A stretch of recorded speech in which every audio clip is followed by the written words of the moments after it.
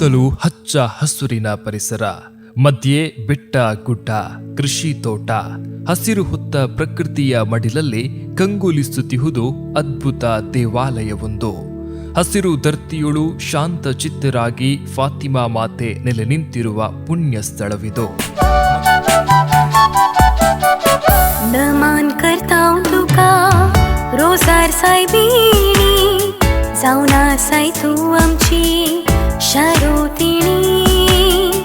मोगान आयल्याव आमी तुजे चरणी, मागोंक शिकय आमकां खालतेपणी.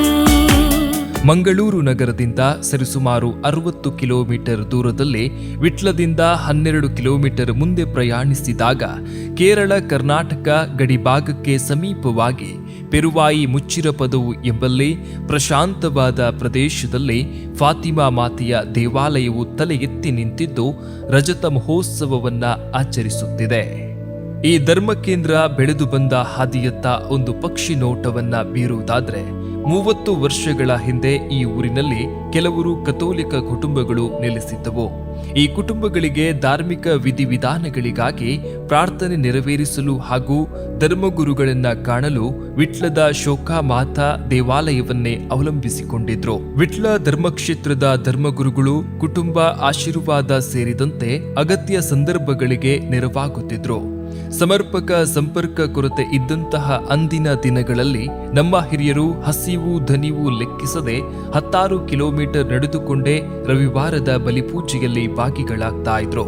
ನಮ್ಮ ಹಿರಿಯರಲ್ಲಿ ಕ್ರಿಸ್ತ ಪ್ರಸಾದ ಸೇವಿಸಬೇಕೆನ್ನುವ ಉತ್ಸಾಹ ಎದ್ದು ಕಾಣುತ್ತಿತ್ತು.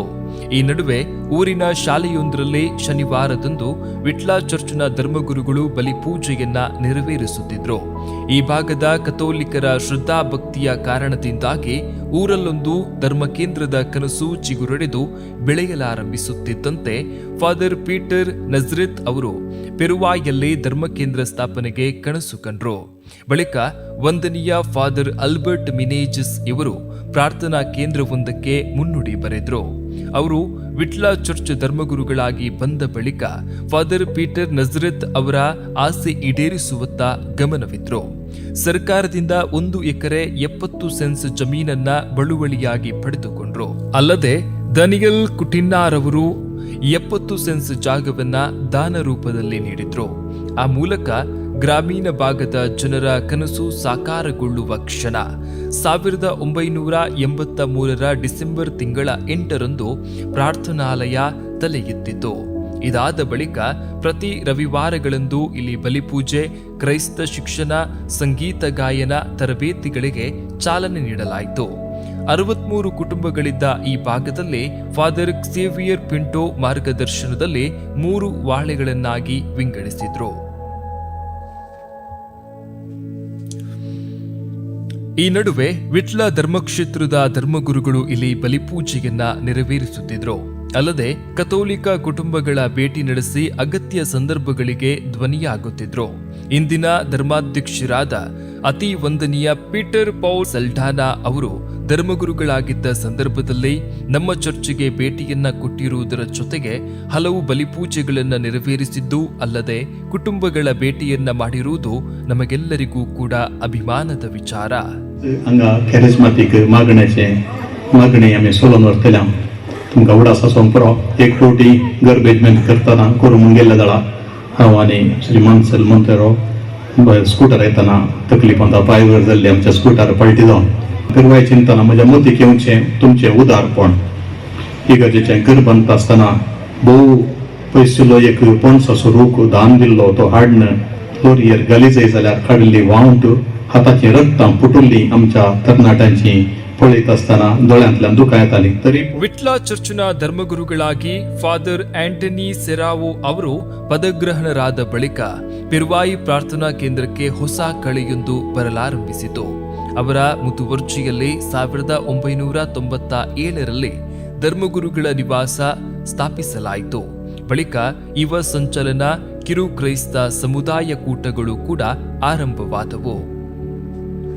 ಪೆರುವಾಯಿ ಜನರೊಂದಿಗೆ ಕೆಲಸ ಮಾಡುವಾಗ ಅಲ್ಲಿಗೆ ಹೋಗಬೇಕು, ಅಲ್ಲಿಗೆ ಹೋಗಿ ಅವರ ವಿಶ್ವಾಸವನ್ನು ಬೆಳೆಸಬೇಕು, ಅವರೊಂದಿಗೆ ಕೆಲಸ ಮಾಡಬೇಕು ಎಂದು ಯಾವಾಗಲೂ ಅನಿಸ್ತಿತ್ತು. ಯಾಕಂದರೆ ಅವರು ತೋರಿಸುವಂಥ ಪ್ರೀತಿ ಮತ್ತು ಭಕ್ತಿ, ಸಹಕಾರದ ಮನೋಭಾವ, ಅವರ ವಾತ್ಸಲ್ಯ, ಇದನ್ನೆಲ್ಲ ಅನಿಸುವಾಗ ನನಗೆ ಅಲ್ಲಿಯೇ ಒಂದು ಧರ್ಮಗುರುಗಳಾಗಿ ಇರುತ್ತಿದ್ದರೆ ನಾನು ಖಂಡಿತವಾಗಿಯೂ ಸಂತೋಷದಿಂದ ಮುಂದುವರಿಸಿಕೊಂಡು ಹೋಗ್ತಿದ್ದೆ ಎಂಬ ಮನೋಭಾವ. ಮರಣ ಆದರೆ ಆ ಹೆಣವನ್ನು ತಗೊಂಡು ವಿಟ್ಲಕ್ಕೆ ಹೋಗಬೇಕಿತ್ತು. ಈಗ ಮೊದಲೊಂದು ಹಿರಿಯರು ಹೇಳ್ತಿದ್ರು, ನಾವು ಹೋಗುವಾಗ ಹೆಣ ತಗೊಂಡು ಹೋಗುವಾಗ ದೊಡ್ಡ ಮಳೆ ಬರ್ತಿತ್ತು. ಮಳೆ ಬರುವಾಗ ಹೆಣ ಕೂಡ ತೋಡು ಇದು ಹೋಗಲಿಕ್ಕೆ ಆಗದೆ ಹೆಣ ಕೂಡ ಕೆಳಗೆ ಬಿದ್ದಿದೆ ಅಂತ ಹೇಳುತ್ತಾ ಇದ್ದರು. 2 ಗಂಟೆ ಒಂದು ಹೋಗಲಿಕ್ಕೆ 2 ಗಂಟೆ, ಬರಲಿಕ್ಕೆ 2 ಗಂಟೆ, 4 ಗಂಟೆ ಬರುತ್ತಿದ್ದೇವೆ. ಅದನ್ನೆಲ್ಲ ಕಂಡು ಪೀಟರ್ ನಜರೇತಿನವರು ಒಂದು ಚರ್ಚ್ ಕಟ್ಟುವ ಅಂತ ಇಲ್ಲೊಂದು ಇದು ಪ್ರಾರ್ಥನೆ ಮಂದಿರ ಮಾಡುವ ಅಂತೇಳಿ ನಮಗೆ ಒಂದು ಮನವಿ ಕೊಟ್ಟರು. ಕೊನೆಗೂ ಬಂತು ಶುಭಗಳಿಗೆ. ಪೆರುವಾಯಿ ಭಾಗದ ಕ್ರೈಸ್ತರ ಬಹುಕಾಲದ ಕನಸು ನನಸಾಗುವ ಸುಸಂದರ್ಭ. ಈ ದಿನಕ್ಕಾಗಿ ಅನೇಕ ವರ್ಷಗಳಿಂದ ಕಾತರದಲ್ಲಿದ್ರು. ಅಂದ ಹಾಗೆ 1997ರ ಫೆಬ್ರವರಿ 11ರಂದು ಪೆರುವಾಯಿ ಒಂದು ಸ್ವತಂತ್ರ ಧರ್ಮ ಕೇಂದ್ರವೆಂದು ಬಿಷಪ್ ಅತಿವಂದನೀಯ ಡಾಕ್ಟರ್ ಅಲೋಷಿಯಸ್ ಪೌಲ್ ಡಿಸೋಜಾರವರು ಘೋಷಣೆ ಮಾಡಿದ್ರು. ಇದು ಪೆರುವಾಯಿಯ ಕಥೋಲಿಕರು ಸಂಭ್ರಮದಲ್ಲಿ ಮಿಂದೇಳುವಂತೆ ಮಾಡಿತು.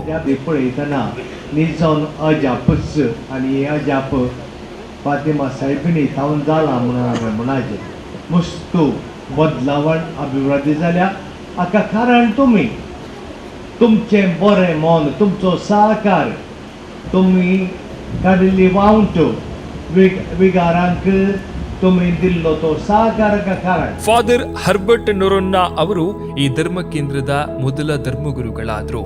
ಈ ಸಂದರ್ಭದಲ್ಲಿ 105 ಕುಟುಂಬಗಳನ್ನ ಒಳಗೊಂಡು 650 ಕಥೋಲಿಕ್ ಬಾಂಧವರು ಈ ಕ್ಷೇತ್ರದಲ್ಲಿದ್ರು. ಆದರೆ ಕಿತ್ತು ತಿನ್ನುವ ಬಡತನವಂತೂ ತಾಂಡವವಾಡುತ್ತಿತ್ತು. ಕೇವಲ 7 ಮಕ್ಕಳು ಶಾಲಾ ಮೆಟ್ಟಿಲೇರಿದ್ರು. ನಮ್ಮವರ ಶಿಕ್ಷಣಕ್ಕೆ ಒತ್ತು ನೀಡಿದ ಫಾದರ್ ಹರ್ಬರ್ಟ್ ನೊರೊನ್ನಾ ರವರು ಸುಮಾರು 23 ಮಕ್ಕಳು ಶಾಲೆಯ ಮುಖ ನೋಡುವಂತೆ ಮಾಡಿದ್ರು. 4 ಮೈಲಿ ದೂರದಲ್ಲಿದ್ದ ದಫನ್ ಸ್ಥಳವನ್ನ ಚರ್ಚ್ ವಟಾರಕ್ಕೆ ಸ್ಥಳಾಂತರಿಸಿದ್ರು. ವಾಳೆಗಳ ಸಂಖ್ಯೆ 3ರಿಂದ 6ಕ್ಕೆ ಹೆಚ್ಚಿಸಿದ್ರು.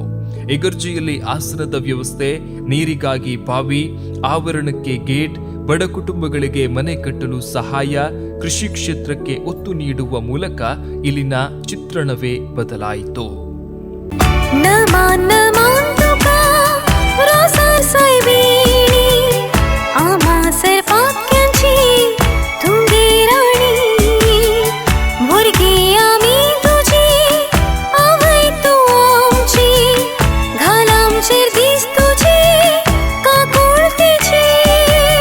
ಸಾವಿರದ 1999ರ ಜೂನ್ 13ರಿಂದ ಫಾದರ್ ಜಾನ್ ಡಿಸೋಜಾರವರು ಚರ್ಚ್ನ ಧರ್ಮಗುರುಗಳಾಗಿ ನೇಮಕಗೊಂಡರು. ಇವರ ಅವಧಿಯಲ್ಲಿ ಜನರೇಟರ್ ಸೌಲಭ್ಯ, ಬಾವಿಯ ದುರಸ್ತಿ, ಮಾವಿನ ತೋಪು, ಜಮೀನು ಖರೀದಿ, ಧ್ವಜಸ್ತಂಭ ನಿರ್ಮಾಣ, ಬಲಿಪೂಜೆಗೆ ನೂತನ ವೇದಿಕೆ, ಧ್ವನಿವರ್ಧಕ ಸೇರಿದಂತೆ 10 ಹಲವು ಪ್ರಗತಿಪರ ಕಾರ್ಯಗಳು ನಡೆದವು. ಅಲ್ಲದೆ ಬಡ ಕುಟುಂಬದ ಪ್ರತಿಭಾವಂತ ವಿದ್ಯಾರ್ಥಿಗಳಿಗೆ ಸಿಒಡಿಪಿ ಸಂಸ್ಥೆ ಮೂಲಕ ವಿದ್ಯಾರ್ಥಿ ವೇತನ, ಮನೆ ಕಟ್ಟಲು ಸಹಾಯಧನ ನೀಡಲು ಶ್ರಮಿಸಿದ್ರು.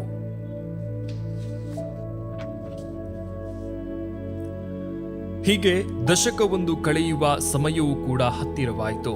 2006ರಲ್ಲಿ ಫಾದರ್ ಎಡ್ವಿನ್ ಡಿಸೋಜಾ ಧರ್ಮಗುರುಗಳಾಗಿ ನಿಯುಕ್ತಿಗೊಂಡ್ರು. ಯುವ ಹಾಗೂ ಉತ್ಸಾಹಿ ಧರ್ಮಗುರುಗಳಾಗಿದ್ದ ಇವರು ಹೊಸ ಕ್ರಾಂತಿಯನ್ನ ತಂದ್ರು. ಪ್ರತಿಯೊಬ್ಬರೂ ಮೌಲ್ಯಯುತ ಹಾಗೂ ಗುಣಮಟ್ಟದ ಶಿಕ್ಷಣವನ್ನ ಹೊಂದಬೇಕೆಂಬ ಕನಸು ಅವರಲ್ಲಿತ್ತು. ಶಿಕ್ಷಣಕ್ಕೆ ಹೆಚ್ಚು ಒತ್ತು ನೀಡಿದ್ರು. ಇದೇ ಕಾರಣದಿಂದಾಗಿ ಕೆಲವರು ದಶಕದ ಹಿಂದೆಯೇ ಉನ್ನತ ಶಿಕ್ಷಣವನ್ನ ಪಡೆದುಕೊಳ್ಳಲು ಸಾಧ್ಯವಾಯಿತು. ಬೆಳಗ್ಗಿನ ಸಮಯದಲ್ಲಿ ಟ್ಯೂಷನ್ ಕ್ಲಾಸ್ ಆರಂಭಿಸಿ ಪೆರುವಾಯಿಯಲ್ಲಿ ಶಿಕ್ಷಣದ ಹರಿಕಾರರೆನಿಸಿಕೊಂಡ್ರು. ಅಲ್ಲದೆ ಯುವಕರ ಬಗ್ಗೆಯೂ ಅತೀವ ಕಾಳಜಿ ಹೊಂದಿದ್ದ ಇವರು ನಿರುದ್ಯೋಗಿ ಯುವಕರಿಗೆ ಉದ್ಯೋಗ ಒದಗಿಸುವ ನಿಟ್ಟಿನಲ್ಲೂ ಕೂಡ ಪಣ ತೊಟ್ರು. ಇವುಗಳ ಜೊತೆಗೆ 10 ವಸಂತಗಳನ್ನ ಪೂರೈಸುವ ಧರ್ಮಕ್ಷೇತ್ರದ ದಶಮಾನೋತ್ಸವವನ್ನ ಆಚರಿಸಬೇಕೆನ್ನುವ ಕನಸು ಕಂಡಿದ್ದ ಅವರು ಅದಕ್ಕೆ ಪೂರಕ ಯೋಜನೆಗಳೊಂದಿಗೆ ಕಣಕ್ಕಿಳಿದು ಅದ್ದೂರಿಯಾಗಿ ದಶಮಾನೋತ್ಸವ ಆಚರಿಸಿಕೊಂಡು ಧರ್ಮಕ್ಷೇತ್ರದ ಕ್ರೈಸ್ತರ ಅಪಾರ ಪ್ರೀತಿ ವಿಶ್ವಾಸಕ್ಕೆ ಪಾತ್ರರಾದರು. ಕ್ರೀಡಾಕೂಟ, ಯುವ ಜನರಿಗಾಗಿ ತರಬೇತಿ ಕಾರ್ಯ, ದಂಪತಿಗಳ ದಿನ, ಹಿರಿಯ ನಾಗರಿಕರೊಂದಿಗಿನ ಸಮ್ಮಿಲನ, ಹೀಗೆ ಒಂದಲ್ಲ ಎರಡಲ್ಲ ಕಾರ್ಯಕ್ರಮಗಳ ಮೇಲೆ ಕಾರ್ಯಕ್ರಮಗಳನ್ನ ಆಯೋಜಿಸಿದ್ರು. ಅಲ್ಪಾವಧಿಯ ಅವರ ಸಾರ್ಥಕ ಸೇವೆಗೆ ಪೆರುವಾಯ್ ಚರ್ಚ್ ವ್ಯಾಪ್ತಿಯ ಕಥೋಲಿಕರು ನಾವೆಲ್ಲರೂ ಕೂಡ ಋಣಿಗಳಾಗಿದ್ದೇವೆ. ಬಳಿಕ 1 ವರ್ಷದ ಅವಧಿಗೆ ಫಾದರ್ ಅಲೆಕ್ಸಾಂಡರ್ ನುರಣ್ಣ ಧರ್ಮಗುರುಗಳಾಗಿ ಬಂದರು. ಅವರ ಸಂದರ್ಭದಲ್ಲೇ ಚರ್ಚ್ ವ್ಯಾಪ್ತಿಯಲ್ಲಿ ಬೋರ್ವೆಲ್ ವ್ಯವಸ್ಥೆಯನ್ನ ಮಾಡಲಾಯಿತು. ಆ ಬಳಿಕ ಫಾದರ್ ಆಂಡ್ರ್ಯೂ ಡಿಕೋಸ್ತಾ ಧರ್ಮಗುರುಗಳಾಗಿ ಬಂದರು. ಅವರ ಮುತುವರ್ಜಿಯಲ್ಲಿ ಅನೇಕ ಅಭಿವೃದ್ಧಿ ಕಾರ್ಯಗಳು ಜರುಗಿದವು. ರಸ್ತೆ ಪಕ್ಕದಲ್ಲಿ ಚರ್ಚ್ ದ್ವಾರ ನಿರ್ಮಾಣ, ಕೃಷಿ ಕ್ಷೇತ್ರದ ಅಭಿವೃದ್ಧಿ, ಶಿಕ್ಷಣಕ್ಕೆ ಒತ್ತು, ಬಡವರಿಗೆ ಮನೆ ನಿರ್ಮಾಣ ಇತ್ಯಾದಿ ಕೆಲಸ ಕಾರ್ಯಗಳಿಗೆ ನೆರವಾದರು. 2012 ಜನವರಿ 12ರಂದು ನೂತನ ದೇವಾಲಯವೊಂದರ ನಿರ್ಮಾಣಕ್ಕೆ ಮಂಗಳೂರು ಧರ್ಮಾಧ್ಯಕ್ಷರಾಗಿದ್ದ ಅತಿ ವಂದನೀಯ ಡಾಕ್ಟರ್ ಅಲೋಷಿಯಸ್ ಪೌಲ್ ಡಿಸೋಜಾರವರು ಬುನಾದಿ ಹಾಕಿದ್ರು. ಅಲ್ಲಿಂದ ನಿರಂತರ ಸರಿಸುಮಾರು 2.5 ವರ್ಷಗಳ ಕಾಲ ಹಗಲು ಇರುಳೆನ್ನದೆ ಧರ್ಮಗುರುಗಳು ಕ್ಷೇತ್ರ ವ್ಯಾಪ್ತಿಯ ಕಥೋಲಿಕರು ಈ ಚರ್ಚ್ ನಿರ್ಮಾಣಕ್ಕೆ ಶ್ರಮಿಸಿದ್ರು. ಹಣಕಾಸಿನ ಅಡಚಣೆ ಎದುರಾಗಿತ್ತಾದ್ರೂ ಎಲ್ಲವನ್ನ ಕೂಡ ಮೆಟ್ಟಿ ನಿಲ್ಲಲು ಇಲ್ಲಿನ ಕಥೋಲಿಕರ ಸೇವಾ ಮನೋಭಾವವೇ ಪ್ರೇರಣೆಯಾಯಿತು. ಸಾಧ್ಯವಾದಷ್ಟು ಕೆಲಸ ಕಾರ್ಯಗಳನ್ನ ಪೂರ್ಣಗೊಳಿಸಿ 2014 ಮೇ 13ರಂದು ನೂತನ ದೇವಾಲಯದ ಉದ್ಘಾಟನೆ ನೆರವೇರಿಸಲಾಯಿತು.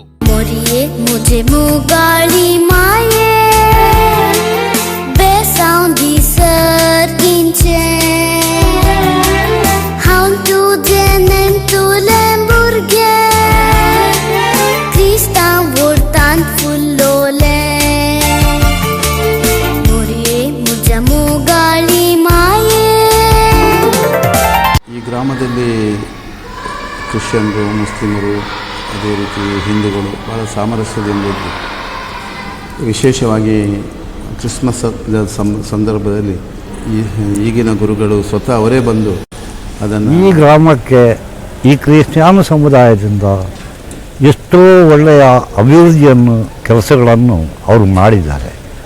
ನಾವು ಹಿಂದೂ, ಮುಸ್ಲಿಂ, ಕ್ರಿಶ್ಚಿಯನ್ ಅಂತ ಹೇಳುವ ಭೇದ ಇಲ್ಲದೆ ಸಂಘಟನೆಯಿಂದ ಹಲವಾರು ಕಾರ್ಯಕ್ರಮಗಳನ್ನು ಮಾಡಿ. ಆ ಬಳಿಕ ಬಂದವರೇ ಫಾದರ್ ವಿನೋದ್ ಲೋಬೋ.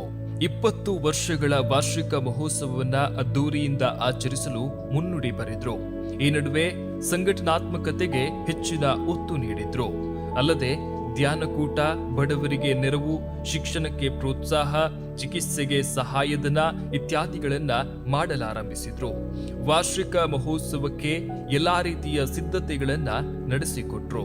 ಇನ್ನೇನು ವಾರ್ಷಿಕ ಮಹೋತ್ಸವಕ್ಕೆ ಕ್ಷಣಗಣನೆ ಆರಂಭವಾಯಿತು ಎನ್ನುವಷ್ಟರಲ್ಲಿ ಕಾರಣಾಂತರಗಳಿಂದ ಈ ಚರ್ಚ್ನಿಂದ ಅವರು ನಿರ್ಗಮಿಸಿದ್ರು. ಈ ವೇಳೆ ನಮ್ಮೆಲ್ಲರ ಅದೃಷ್ಟವೋ ಅಥವಾ ಪೂರ್ವಜರು ಮಾಡಿಟ್ಟಿದ್ದ ಪುಣ್ಯವೋ ಎಂಬಂತೆ ಚರ್ಚ್ ವ್ಯಾಪ್ತಿಯಲ್ಲಿ ಕ್ರಾಂತಿಯನ್ನುಂಟು ಮಾಡಬಲ್ಲ ಧರ್ಮಗುರುವೊಬ್ಬರ ಆಗಮನವಾಯಿತು. 4-5 ದಿನಗಳ ಜವಾಬ್ದಾರಿ ಹೊತ್ತು ಬಂದ ಅವರು ಕಳೆದ 5 ವರ್ಷಗಳಲ್ಲಿ ಪವಾಡದ ರೀತಿಯಲ್ಲೇ ಕೆಲಸ ಕಾರ್ಯಗಳನ್ನ ಮಾಡಿದ್ದಾರೆ. ಯಾರಿಂದಲೂ ಊಹಿಸಲಸಾಧ್ಯವಾದ ಬದಲಾವಣೆಯನ್ನ ಅವರು ಈ ಗ್ರಾಮೀಣ ಭಾಗದಲ್ಲಿ ತಂದಿದ್ರು. ಕಳೆದ 5 ವರ್ಷಗಳ ಅವಧಿ ಪೆರುವಾಯ್ ಚರ್ಚ್ ಪಾಲಿಗೆ ಗೋಲ್ಡನ್ ಎರಾ ಎಂದ್ರೆ ತಪ್ಪಾಗಲಾರದು. ಯಾರಲ್ಲೂ ಕೇಳಿದ್ರೂ ಇವರ ಬಗ್ಗೆ ಸಕಾರಾತ್ಮಕ ಸ್ಪಂದನೆಯೇ ಬರುತ್ತೆ. ಅವರೇ ಫಾದರ್ ವಿಶಾಲ್ ಮೋನಿಸ್. 1 ವಾರದ ಜವಾಬ್ದಾರಿಯನ್ನು, ವಾರ್ಷಿಕ ಮಹೋತ್ಸವವನ್ನ ಅಚ್ಚುಕಟ್ಟಾಗಿ ನೆರವೇರಿಸಿದ್ರು.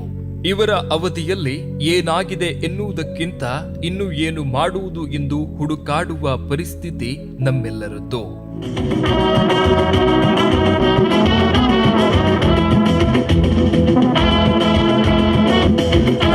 ಎಲ್ಲ ಕುಟುಂಬದವರು ಈ ಚರ್ಚ್ ನವೀಕರಣ ಕೆಲಸಕ್ಕೆ ದಾನವನ್ನು ನೀಡಿದ್ದಾರೆ.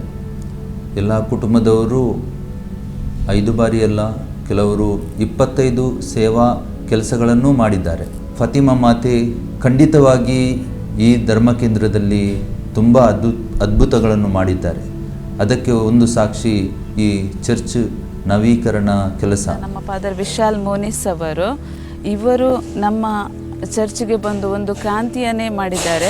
ಹೆಚ್ಚಾಗಿ ಇವರು ಕೃಷಿ ಕ್ಷೇತ್ರಕ್ಕೆ ತುಂಬ ಪ್ರೋತ್ಸಾಹ ನೀಡಿದರು. ಹೆಚ್ಚಿನವರು ಬಡತನದ ಕುಟುಂಬದಲ್ಲಿ ಇರುವುದರಿಂದ ಇಲ್ಲಿನ ಎಲ್ಲ ಜನರಿಗೆ ಅವರು ಒಂದು ಹೆಚ್ಚಿನ ಪ್ರೋತ್ಸಾಹ ಕೊಟ್ಟು ಕೃಷಿ ಮಾಡಿ ವಿದ್ಯಾಭ್ಯಾಸಕ್ಕೆ, ಉದ್ಯೋಗಕ್ಕೆ ಮತ್ತು ಉದ್ಯೋಗ ಇಲ್ಲದವರಿಗೆ ಈ ಥರ ಸ್ವಉದ್ಯೋಗ ಮಾಡಬಹುದು ಅಂತೇಳಿ ತುಂಬ ರೀತಿಯ ಅವರು ತರಬೇತಿಯನ್ನು ಕೊಟ್ಟಿದ್ದಾರೆ, ಪ್ರೋತ್ಸಾಹವನ್ನು ಕೂಡ ಮಾಡ್ತಾ ಇದ್ದಾರೆ. ಚರ್ಚ್ನಲ್ಲಿ ಹಲವಾರು ಅಭಿವೃದ್ಧಿ ಕಾರ್ಯಗಳನ್ನು ಕೈಗೊಂಡಿದ್ದಾರೆ. ಹಾಗೆಯೇ ಶಿಕ್ಷಣ ಕ್ಷೇತ್ರದಲ್ಲೂ ತುಂಬ ಅಭಿವೃದ್ಧಿ ಕಾರ್ಯಗಳನ್ನು ಕೈಗೊಂಡಿದ್ದಾರೆ. ಮಕ್ಕಳಿಗೋಸ್ಕರ ಹಲವಾರು ಕಾರ್ಯಕ್ರಮಗಳು, ಶಿಬಿರ, ಪಿಕ್ನಿಕ್ ಮುಂತಾದ ವ್ಯವಸ್ಥೆಯನ್ನು ಮಾಡಿರುತ್ತಾರೆ. ಫಾದರ್ ವಿಶಾಲ್ ಮೋನಿಸ್ ಅವರು ಸೇವೆ ಸಲ್ಲಿಸ್ತಾ ಇದ್ದಾರೆ. ಬಡ ಕುಟುಂಬಗಳಿಗೆ ಮನೆ ನಿರ್ಮಾಣ, ಬಡ ವಿದ್ಯಾರ್ಥಿಗಳಿಗೆ ಎಜುಕೇಷನ್ಗೆ ಸಹಾಯ ಹಸ್ತ, ಮಹಿಳೆಯರಿಗೆ ಸ್ವಂತ ಉದ್ಯೋಗ ಮಾಡಲು ನೆರವು, ಯುವಜನರನ್ನು ಒಗ್ಗೂಡಿಸುವಿಕೆ, ಮಕ್ಕಳಿಗೆ ಕಾಪಿ ರೈಟಿಂಗ್ ಮತ್ತು ಬ್ರೇಕ್ಫಾಸ್ಟ್, ಬೆಳಗಿನ ಬ್ರೇಕ್ಫಾಸ್ಟ್, ಹಾಗೆಯೇ ಆ್ಯಂಟೋನಿ ವಾಳೆಯಲ್ಲಿ ಪ್ರಾರ್ಥನಾ ಮಂದಿರ, ಸ್ಮಶಾನ ನವೀಕರಣ. ಹೀಗೆ ಕಳೆದ 25 ವರ್ಷಗಳು ಪಿರುವಾಯಿ ಫಾತಿಮಾ ಮಾತೆಯ ದೇವಾಲಯ ವ್ಯಾಪ್ತಿಯ ಕಥೋಲಿಕರ ಪಾಲಿಗೆ ಸಂತಸದ ದಿನಗಳಾಗಿತ್ತು.